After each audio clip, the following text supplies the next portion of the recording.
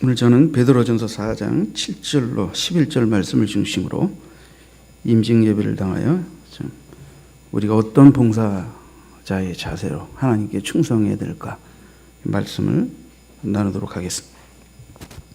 베드로 사도는 이 7절 이전의 말씀 가운데에서 특별히 고난에 대해 좀 언급을 하고 있어요. 고난에 대해. 이때 초대교회 성도들은 예수 믿고 복음을 따라 산다는 것 자체가 굉장히 직업의 위협, 생명의 위협, 아주 실존적인 삶의 현상에서 많은 그 어려움을 무릅썼습니다. 사도는 그런 성도들을 격려하면서 적어도 이 고난이 성도들을 영적으로 각성케 한다는 것을 언급하고 있어요. 여러분, 우리가 고난을 당하면 죄에서 떠나게 됩니다. 우리가 고난을 통하여 죄를 버리고 죄에서 떠나게 돼요. 왜? 우리가 아픔과 고통을 겪게 되면요, 내가 하나님 앞에 무슨 잘못을 했을까? 이런 걸 돌아보게 돼요. 물론 우리의 모든 아픔이 꼭 죄 때문은 아니겠죠. 그죠? 죄 때문에 겪는 아픔이라면 그 아픔이 우리에게 회개의 통증을 유발해서 통에 자국하게 하겠고, 또 주님의 거룩한 의와 뜻을 위하여 고난당하게 될 때는 우리는 죄를 떠나 더욱 하나님의 뜻과 의를 위해 일하는 자가 되었으니까 고난이 오히려 하나님의 상급이 되고, 또 이 고난도 정말 하나님 우리에게 주신 것이라고 감사하게 여기며 더욱 고난을 인내로 감당하면서 충성하게 될 줄 믿습니다. 사도는 우리가 이제는 죄를 떠나야 한다는 거예요. 4장 1절에 그렇게 말하고 있어요. 그리스도께서 이미 육체의 고난을 받으셨으니 너희도 이 같은 마음으로 갑옷을 삼으라. 이는 육체의 고난을 받는 자는 죄를 그쳤음이니. 그래서 우리가 고난을 통하여 이제 육체의 죄를 떠나고 어떻게 2절에 보면 그 후로는 다시 사람의 정욕을 따르지 않고 하나님의 뜻을 따라 육체의 남은 때를 살게 하려 함이라. 우리의 남은 때가, 우리의 육체의 남은 때가 죄와 정욕을 쫓아서 사는 게 아니라 이제 우리의 남은 때는 하나님의 뜻을 따라서 사는 그런 기간이 되길 바란다 하는 게 사도의 권면입니다. 자, 여러분, 이런 사도가 계속해서 우리에게 이제 어떤 봉사자, 선한 청지기, 선한 봉사자로서의 모습을 몇 가지 언급하고 있습니다. 자, 그것을 네 가지로 여러분과 말씀을 나누고자 합니다. 첫째, 여러분 깨어 기도하는 봉사자가 되어야 합니다. 깨어 기도하는 봉사자. 4장 7절을 보시죠. 만물이 마지막에 가까웠으니, 이 만물이 마지막이라는 것은 이때 당시에 성도들은 정말 그 환난과 고통 속에서 주님이 언제든 곧 오실지 모른다는 그런 종말론적인 신앙관을 가지고 충성했어요. 그러니까 만물이 마지막이라는 건 하나님의 만물을 지으시고 있게 하셨으니까 반드시 만물을 폐하실 때가 있다는 거예요. 그리고 또한 주님이 다시 오시는 그날 우리는 마지막을 맞이하게 될 것이다. 근데 이것 말고도 여러분에게 마지막이 있어요. 이 세상 하나님이 지으신 만물이 마지막이 안 오고 주님이 오시지 않아도 여러분이 언제든 주님 앞에 부름받으면 여러분은 이 세상과 마지막 이별을 해야 돼요. 그렇죠? 언제까지 살다 가실 예정이시고 언제쯤 돌아가실 예정이십니까? 이건 누구도 정할 수 없는 거예요. 항상 하나님 우리를 부르실 때 부끄러움 없이 주님 앞에 설 수 있기 위해서 우리는 어떻게 해야 돼요? 깨어 기도하며 봉사하는 자가 되어야 된다. 깨어 기도. 자, 낱말 뜻을 좀 공부할 필요가 있습니다. 정신을 차리고 하는 건 이게 정신이 온전하여지다, 냉정하다 이런 뜻인데, 이게 좀 사람이 때에 맞게 경솔하지 않게 적절하게 처신하는 것을 의미해요. 적절하게. 특별히 이 정신을 차리다라는 말의 의미 가운데 내적인 의미는 자제할 줄 안다는 거예요. 자제할 줄 안다. 여러분, 우리 이 육체가 자제할 줄 모르게 되면 이게 셀프 컨트롤이죠. 자기를 다스리는 거예요. 이게 안 되면 하나님이 쓰실 수가 없어요. 하나님 영광에서 일할 수가 없어요. 막 혈기 부리고 막 정욕이 유혹하는 대로 죄가 유혹하는 대로 그냥 제멋대로 사는 사람이 어떻게 하나님의 영광을 위해 이웃을 위해 봉사할 수 있겠습니까? 힘이 그냥 막 소진되는데 자제되어야죠. 절제되어야죠. 그래서 하나님이 쓰실 수 있어야 되잖아요. 그러니까 이게 자제가 아주 중요한 거예요. 자제가. 여러분 우리는 하나님의 말씀에 근거해서 우리가 좀 우리 마음의 생각이 성숙되고 깊이 사려 깊게 헤아려서 정말 하나님 앞에 올바른 처신을 할 수 있어야 하는 것입니다. 주님이 곧 다시 오신다고 흥분할 필요 없어요. 우리나라도 한때 90년도에 주님 다시 오신다고 막 흥분해가지고 날뛰던 것이 있는데 여러분 주님이 언제 오시든 우리는 주님이 맡겨주신 일터에서 가정에서 교회에서 있어야 할 자리에서 묵묵히 하나님이 주신 사명을 감당하다 주님을 맞으면 되는 거예요. 아멘? 그러면 되는 거지 뭘 주님이 오신다고 어떻게 할까요? 어디로 오셔서 어디 가서 맞으실 예정인데 그러지 말라는 거예요. 경고망동하지 말라는 거예요. 흥분하지 말라는 거예요. 차분하게 하나님이 맡기신 자리에 일터에서 있어야 할 곳에서 제대로 사명 감당하다 주님 맞으면 된다는 거예요. 여러분 이 정신을 차리고 어떻게 근신하여 그랬어요. 근신. 이 정신을 차리거나 근신하여나 의미는 똑같아요. 근데 직접적인 의미는 근신하다는 게 직접적인 의미는 술 취하지 않는 거예요. 술 취하지 않는다. 앞부분에 언급하고 있잖아요. 앞부분에 방탕한 것. 3절에 보면 음란과 정욕과 술 취함과 술 취하지 않는 거예요. 술 취하면 정신이 몽롱해지잖아요. 그러니까 정신 차리라! 이게 뭐예요? 술의 노예가 되고 술로 인하여 흐리멍텅하게 생각하고 행동하는 그런 데서 떠나라 이게. 늘 술 취하고 늘 술의 노예가 되고 술이 취하면 어떻게 됩니까? 정욕이 눈에 보이고 탐심이 눈에 보이고 술이 취하면 혈기가 끌어올라서 말이에요. 이 술의 흥분된 마음에 의해서 하지 말아야 할 말을 하게 되고 말이에요. 하지 말아야 할 행동이 나오게 되고 이 무절제하게 돼요. 이게 다 술이 문제예요. 술이. 그래서 인류 역사 속에서 원수 마귀가 인간을 우상 숭배에 빠뜨리는 매개체로 가장 흔하게 사용한 게 술이라는 걸 여러분 아셔야 돼요. 술. 저는 뭐 술 먹어라 끊어라 이런 말은 하고 싶지 않아요. 은혜 받으면 저절로 술을 다스려요. 술을 다스릴 줄 모르고 은혜 받았다고 말할 수 없어요. 적어도 그리스도인이 술의 노예가 되어가지고 그리스도인이라고 말할 수 없는 것입니다. 그렇지 않습니까? 정신이 맑아야 된다는 거예요. 술로 인해서 흐리멍텅한 것이 아니고 술 취하지 않은 상태. 술 취하지 않는 정도가 아니죠. 성령이 충만. 옛술, 술이 아니라 성령의 세술, 성령, 하나님의 영에 충만한 상태에서 하나님이 주신 말씀과 하나님의 마음과 하나님의 뜻이 충만하여 영적으로 정신이 바짝 차려져 있는 상태, 그런 상태를 유지하기 위해 깨어 기도라는 거예요. 깨어 기도라는 거예요.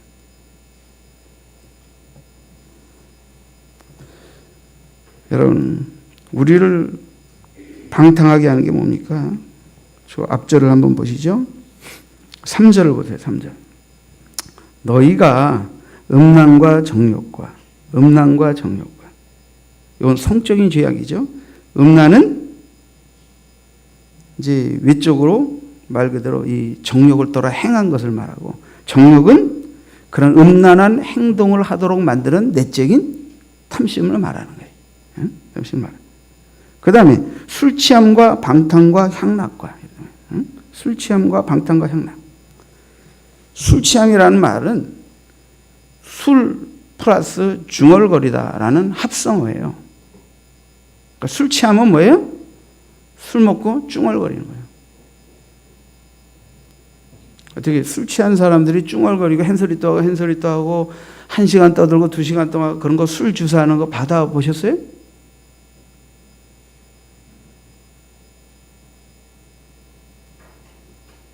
정말 술은 안 취해야 되지만 술 취해도 이쁜 사람이 있어요. 어떤 사람이죠? 일찍 자는 거예요. 그냥 빨리 자는 거예요. 그게 제일 이쁩니다. 술 취하고 그래도 기원받는 사람은 그냥 빨리 들어가서 자는 거예요. 근데 자기는 술 취했는데 이걸 떠드는 걸로 술을 깨는 사람이 있어요.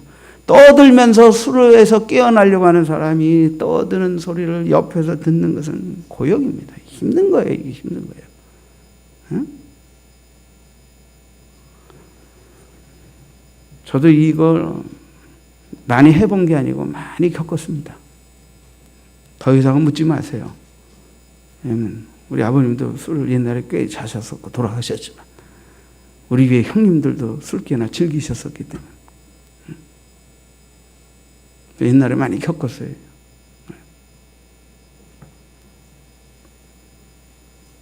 방탕은 술 취한 사람이 거리를 쏘다니면서 난동을 부린다는 의미를 내포하고 있어요. 그러나 꼭 그런 것만인 방탕은 아니지만 어쨌든 술 취한 상태에서 우리의 몸과 마음이 어떻게 돼요? 술과 혈기와 정욕과 방탕에 지배당하여 우리의 시간과 물질과 이것들이 허비되어지는 낭비되어지는 삶을 사는 게 이게 방탕이에요. 방탕이에요.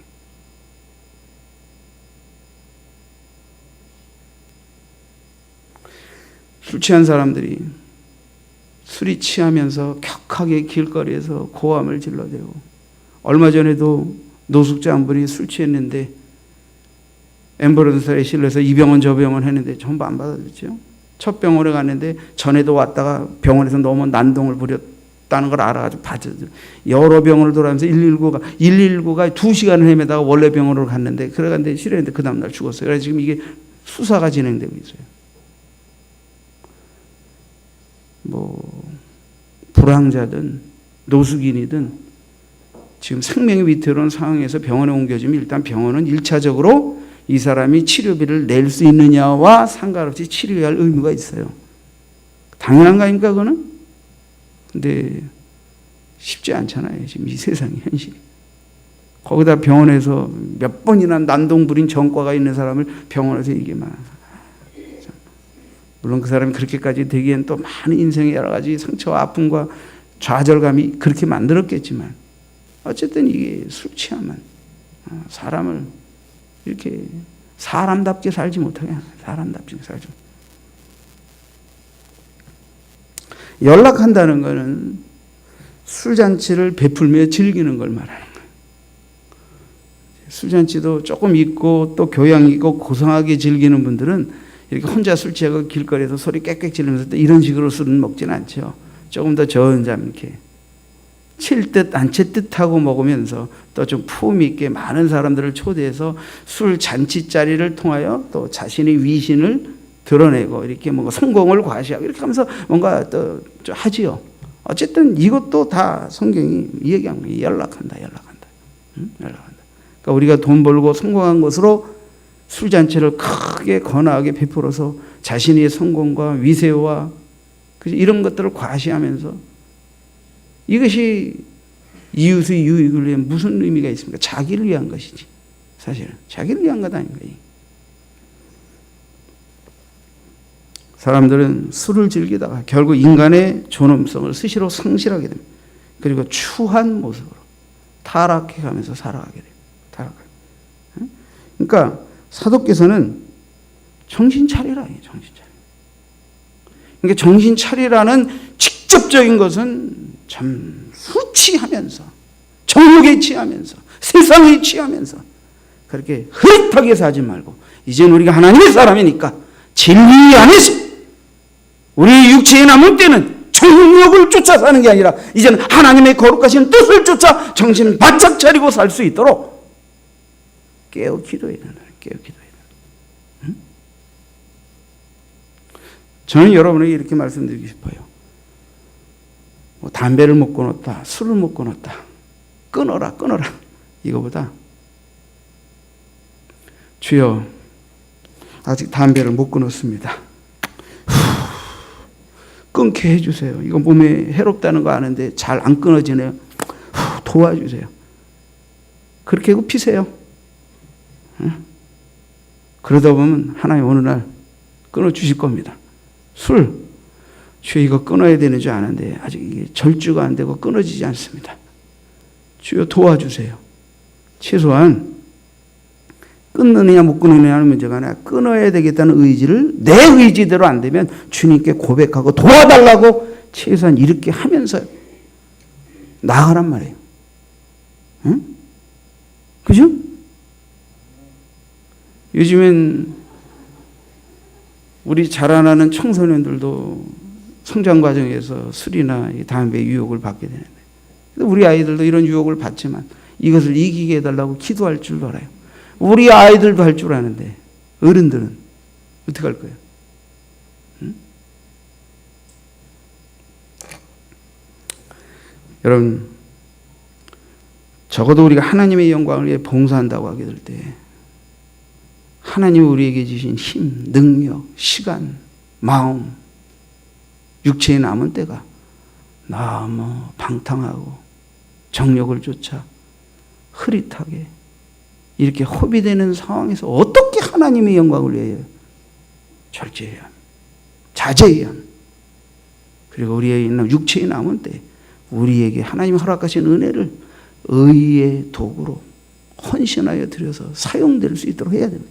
그러려면 이게 뭐예요? 정신 차려야 되는 거예요. 정신 차려. 응? 김수철인가 그 부른 노래가 갑자기 생각이 나네. 앞뒤 가사나 노래는 전혀 생각이 안 나는데 이거 하나는 생각이 나요. 정신 차려 이 친구야 오예예. 뭐 때문에 정신 차리라고 말한 건지는 빼놓고 그런 건 다 생략하고 혹시 이 시간에 하나님께서 우리에게 나에게 정신 차려 이 친구야 좀 정신 차려라 라고 말하신다면 그분에 대해서 찔리는 게 있으면 정신 차릴 수 있도록 하시길 바랍니다. 응?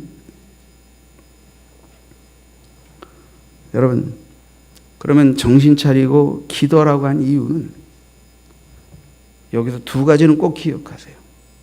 첫째, 자제할 수 있기 위해서 기도하세요. 셀프 컨트롤. 응? 내가 도 닦아서 스스로 자제한다는 게 아니에요. 기도를 통해서 하나님의 성령이 나를 다스리시도록 절제할 수 있도록 자제할 수 있도록 인도해 주시도록 무릎 꿇고 기도하라는 거예요. 두 번째는 뭐예요? 정신 차려 기도하는 이유가 뭐예요? 하나님과의 교통을 위해서죠.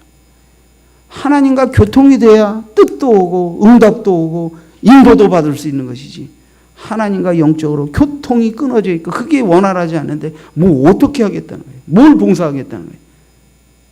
그러니까 우리가 정신 차려서 기도하되 하나님의 영광을 위한 의의 도구로 나에게 주신 은혜들을 사용하실 수 있도록 내가 자제되고 절제되어서 그리고 그분과의 원활한 교통 속에서 그분의 음성과 뜻과 의지를 잘 알아차려서 헌신할 수 있어야 되지 않겠습니까? 그런 의미에서 우리는 정신 차려 기도하는데 특별히 자제의 은혜, 절제의 은혜, 하나님과의 교통의 은혜를 입을 수 있도록 해야 할 것입니다. 자, 두 번째, 열심히 사랑을 실천하는 봉사자 되자 하는 거예요. 4장 8절 보세요. 무엇보다도 뜨겁게 서로 사랑할지니 사랑은 허다한 죄를 덮느니라.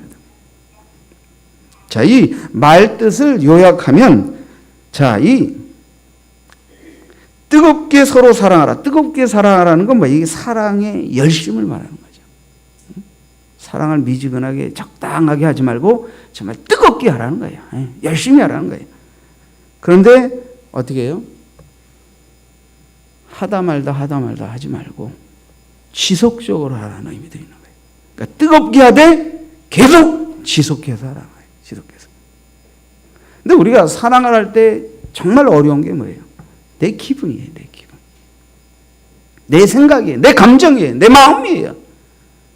내가 기쁘고 즐거울 땐 사랑이 되는데 내가 감정이 상하고 기분이 상하고 이게 막 스틀리면 갑자기 이게 확 사랑하려는 마음이 위축이 되면서 성도니까 미워하고 정죄할 수는 없어도 사랑은 못하겠다. 확 움츠러들게 되는 거예요. 움츠러들게 되는 거예요. 근데 적어도 사도께서 우리에게 권면하는 말은 감정을 따라 기분이 좋을 땐 사랑하고 기분 나쁠 땐 하지 말라고 이 말한 게 아니에요.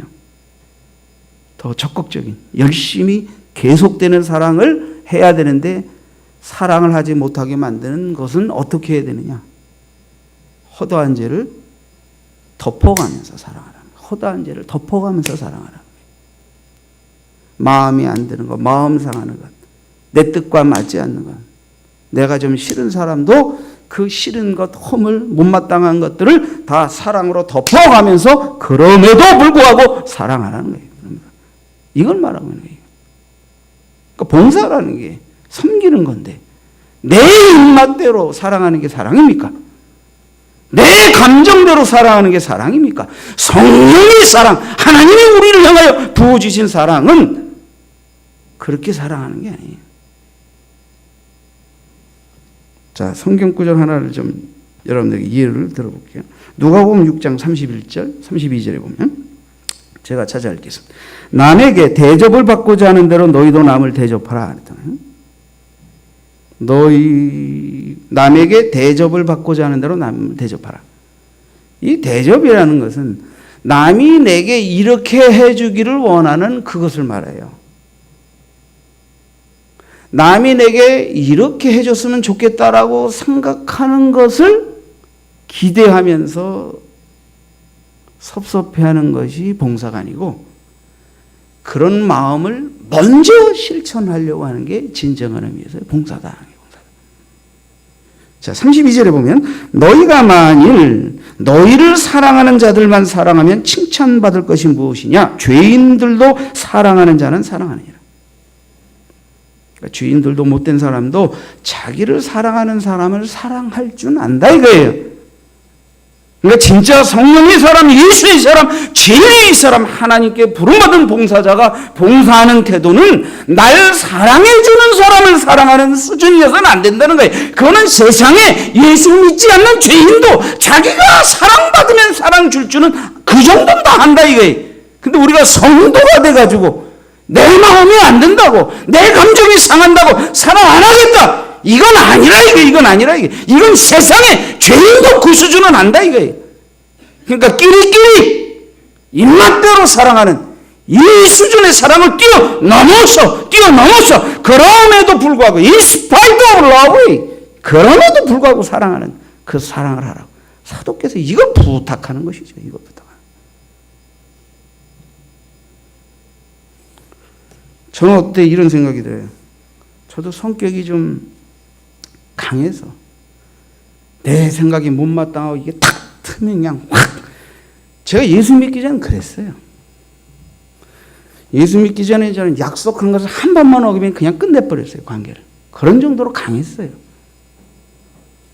제가 옛날 내가 예수 믿기 전에 내 성격대로 목회했으면 교회 절단냈을 거예요. 하나님의 거룩한 뜻을 이루기는커녕 내 육적인 혈기와 자기의의를 쫓아서 목회하면 무너뜨렸을 거예요. 그게 목회가 아니잖아요. 주님의 이 십자가의 사랑을 배우고 보니까 난 옛날엔 내가 좀 꽤나 의롭고 정의롭고 뭐 좀 의리가 있는 사람인 줄 알았는데 이것도 보통 교만이 아니고 못된 게 아니더라고. 십자가의 사랑 앞에서 날 들여다보게 되니까 이가처럼 교만하고 지잘난 척하고 이가처럼 이거 아무것도 아니더라고. 주님의 허물을 덮어줘가며 긍휼과 사랑을 베풀어줘서 살려주시고 인도해주시는 이 한없는 사랑을 생각하니까 그래서 난 그래 내 옛날 내 기질과 성품 이건 십자가의 끝. 이것으로 목했다가 이것으로 이웃을 어떻게 사랑합니까? 이것은 입맛대로 사랑하는 건데 내 입맛에 안 맞으면 딱 가르고 등 돌리는 건데 이렇게 해가지고 어떻게 목회가 되겠어요? 이건 아니죠. 그래서 저도 그것과 이별했어요. 그것과. 옛날에 나와 이별했다니까. 그리고 주님이 가르쳐 주신 사랑으로 하려고. 여러분 우리가 다 그렇게 봉사해야 하는 것입니다.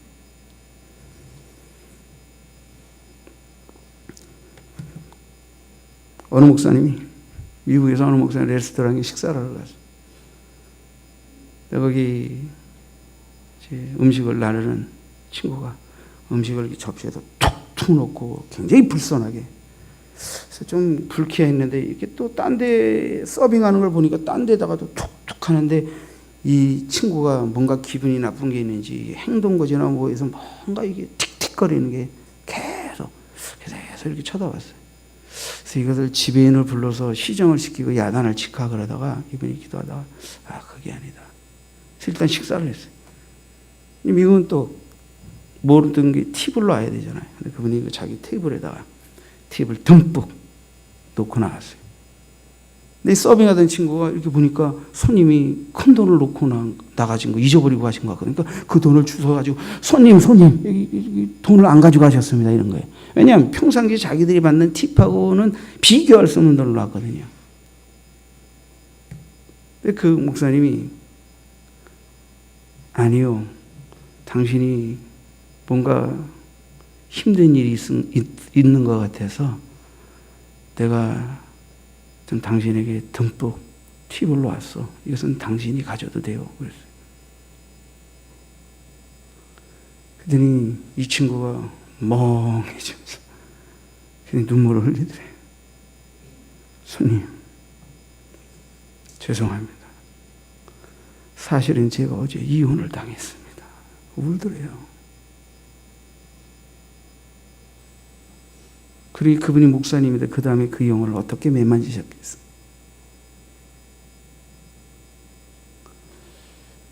저는 그 이화를 접하고 반성을 많이 했어요.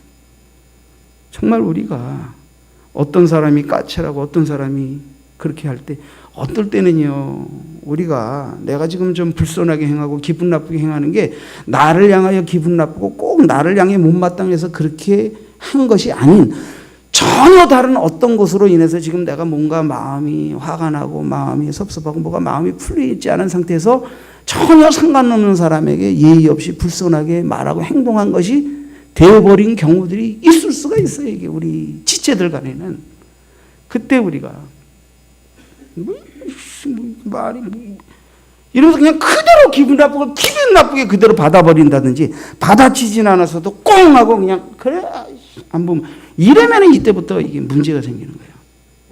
뭐 때문에 기분 나쁠까?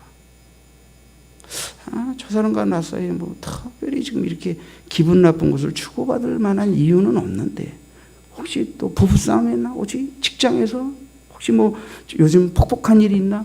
이렇게 한 번쯤 너그럽게 생각하면서 어떻게 돼요? 후한 마음으로 뛰어넘어서 대해주면 의외로 전혀 생각지도 못했던 아픔과 스트레스로 인해서 그렇게 행동했던 것을 고백하게 되고 서로 마음을 어루만져주고 발을 씻겨주는 그런 나눔과 사랑을 할 수 있게 되는 경우가 많아요. 여러분, 우리 이거 해야 돼요. 이거 해야 돼요. 여러분, 성도들 간에 서로 사랑할 때 거창하게 큰 시험 때문에 우리가 서로에게 대해서 마음문을 닫는 게 아닙니다. 아주 하자는 일. 사실은 하자는 일. 때로는 내가 그냥 기분 나빠서 또는 그냥 무심결에 내뱉은 말 한마디가 서로 기분 나쁘게 이렇게 우리는 작은 것에 사실은 서로 다쳐요. 우리가 서로를 다치게 하지 않아야 되겠지만 또 우리의 지체들이 작은 허물을 좀 더 너그럽게 봐주면서 우리가 뭘 할 수 있어야 돼요. 응? 여러분, 사랑이 허다한 허물을 덮는다는 것은 사랑을 그냥 사랑하는 게 아니라 하나님이 나를 어떻게 사랑하셔서 용서하신 것을 알기에 용서의 십자가의 용서의 사랑의 정신을 실천하면서 사랑하는 것. 더 적극적인 사랑. 그럼에도 불구하고 사랑하는 이런 봉사요. 좀 더 올 한 해는 더 성숙된 사랑으로 사랑하는 여러분이 되길 바랍니다. 세 번째, 사도께서는 우리에게 원망 없이 후하게 대접하는 봉사자가 되라는 거예요. 원망 없이 후하게. 이 원망 없이라는 이 원망이라는 말은 원문상의 뜻이 불평한다, 투덜거린다 이런 뜻이에요. 꿍덕꿍덕거리는 거예요. 꿍덕꿍덕.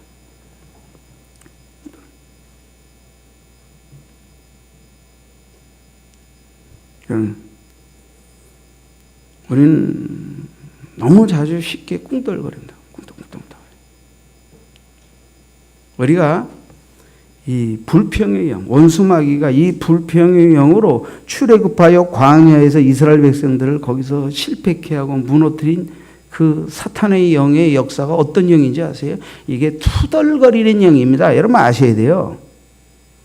투덜거리는 영이 끊임없이 역사하면서 이스라엘 백성들이 하나님이 그들에게 베푸신 구원과 이적과 은혜와 그 온 역사를 잊어버리고 작은 현실에 불편스럽고 어려운 것을 인하여 꿍덜꿍덜거리면서 하나님의 은혜를 잊어버리고 배은망덕한 짓을 하도록 미혹한 영이 이게 투덜거리는 영이에요. 사탄이 투덜거리는 영으로 성도들을 무너뜨리고 교회를 무너뜨립니다. 여러분 이거 아셔야 돼요. 투덜거리는 영을 잡으세요. 아주 예수 이름으로 쫓아내세요. 여러분 투덜거리는 영을 우습게 여기지 마세요. 제가 성경에서 악한 영의 역사를 연구하는 가운데 가장 끈질기고 찐득찐득하면서 떠나지 않는 영이 투덜거리는 영이라는 것을 제가 알아냈어요. 투덜거리는 영은 어떻게 해야 물리칠 수 있을까요?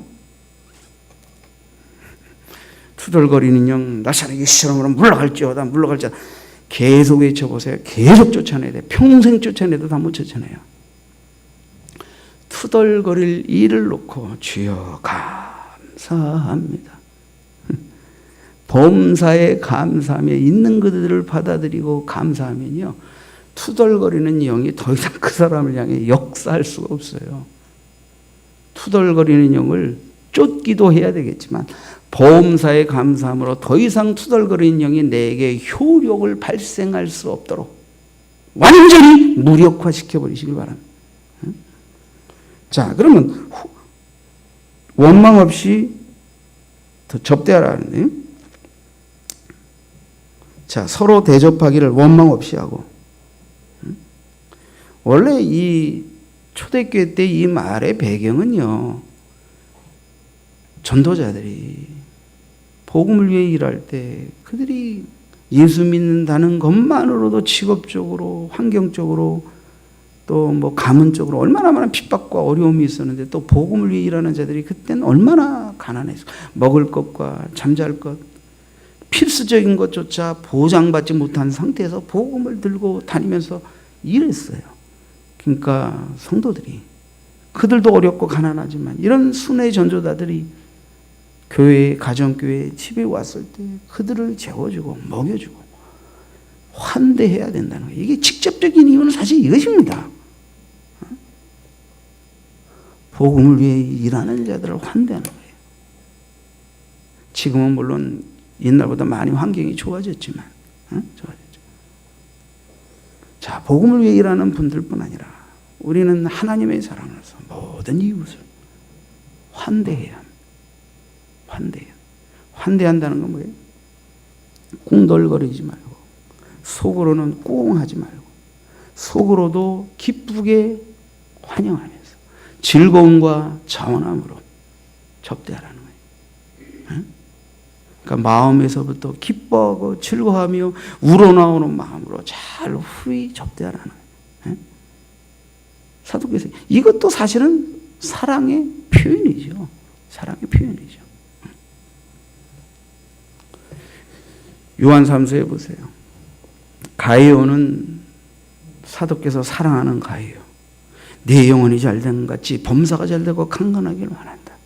너는 네 교회 순회 전도자들이 왔을 때 그 순회 전도자를 대접하지 않고 배척하면서 홀대하려고 했던 그 못된 정말 디오드레베 같지 않냐고 그들을 가정에 모셔들여 환대하고 접대하고 섬겼던 너의 진리 안에서 아름답게 행한 네 행실을 그 순회 전도자들을 통하여 내가 들었다. 정말 하나님이 내 영혼이 잘된 같이 범사가 잘되고 강건하기를 원한다.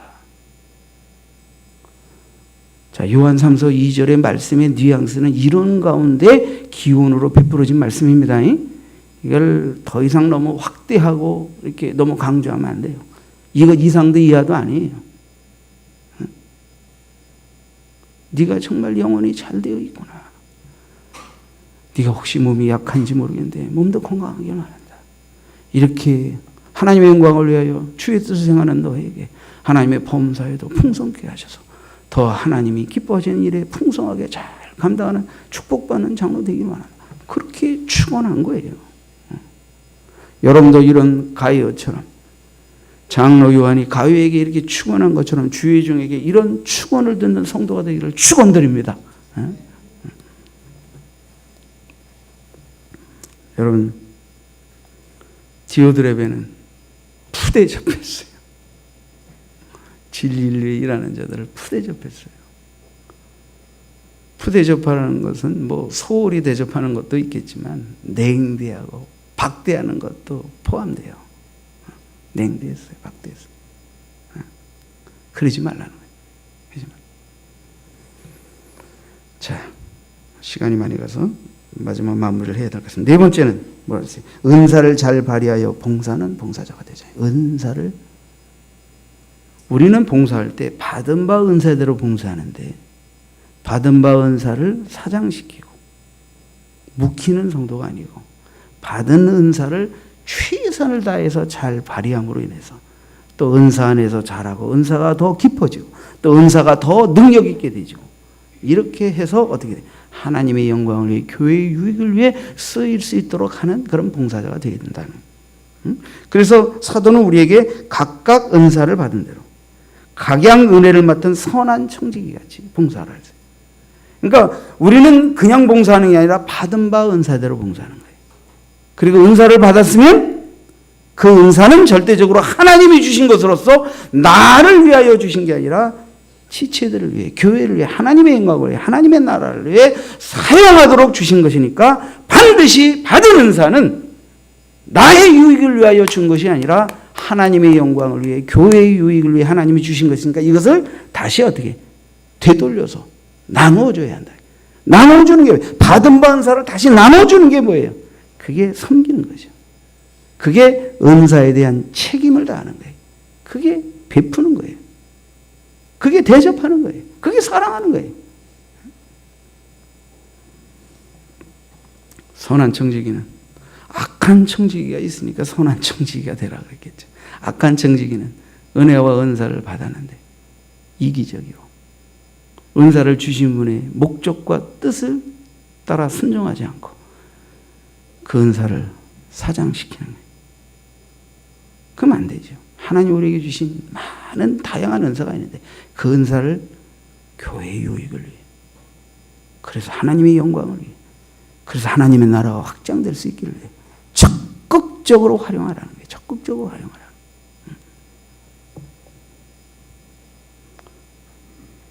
여러분, 결론적으로 사도는 모든 봉사의 목적이 뭐냐?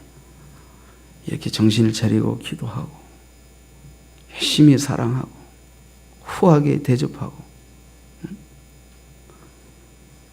정말 우리가 은사대로 선한 청지기가 되어 봉사하는 이런 봉사자의 모습이 이렇게 봉사하는 그 최종적인 목적이 뭐냐? 그것을 사도께서 이제 10절, 11절에서 설명하고 있어요. 자, 우리가 말씀을 할 때 하나님의 말씀을 하는 것 같이 하라.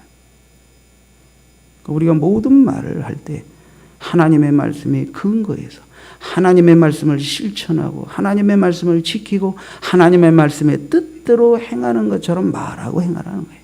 말하고 행하라. 또 우리는 봉사할 때 하나님이 공급하시는 힘으로 하는 것 같이 하라는 거예요.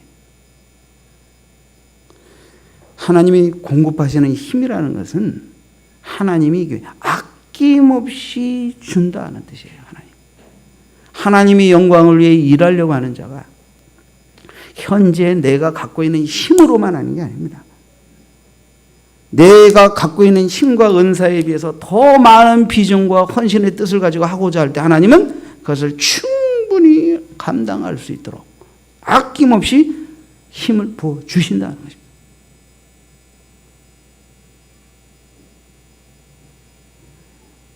그러니까 나눔과 비품은 축복 주시면 하겠습니다 이렇게 하는 게 아니에요.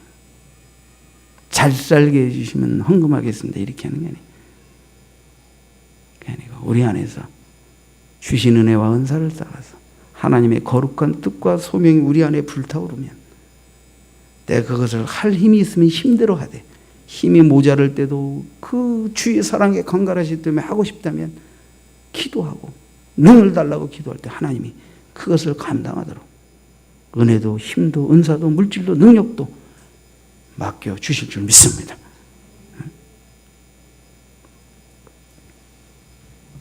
여러분, 은사는, 봉사는 자신을 높이기 위해서 하도록 하나님이 허락하신 것은 아닙니다. 그러므로 우리는 하나님 우리에게 주신 은혜를 가지고, 은사를 가지고, 능력을 가지고 나를 높이는 쪽으로 사용하여 하나님의 은혜를 남용하는 자가 되서는 안 됩니다. 은사를 하나님이 우리에게 궁극적으로 베풀어 주시고 맡겨주신 이유가 무엇이고 그 목적이 무엇이고 그것은 범사에 예수 그리스도로 말미암아 하나님께서 영광을 받으시게 하기 위함입니다. 저 여러분에게 전에 간증했죠. 제가 신학교 시험 갈 때 선배 목사님들과 함께 시험 치러 갔는데 전날 한 집을 얻어서 거기서 자는데 그 선배님들이 제 발을 씻어줬어요. 예수님이 주의 만찬의 날 하시던 것처럼. 그리고 친구들과 내 가까이 있는 사람들이 몇 가지 저에게 당부를 했어요. 이런 죄의 종이다라고. 그 중에 첫 번째가 뭔지 아십니까? 하나님의 영광을 팔아먹지 않는 죄의 종이다. 두 번째, 언제 어느 때나 하나님이 말씀을 전하라 하시면 말씀을 전할 수 있는 말씀이 준비된 종이되라. 세 번째는 주님이 어디로 가라 하든 순종할 수 있는 종이되라. 저는 그래서 늘 가슴속에 하나님의 영광을 가로채는 목사가 되면 안 된다.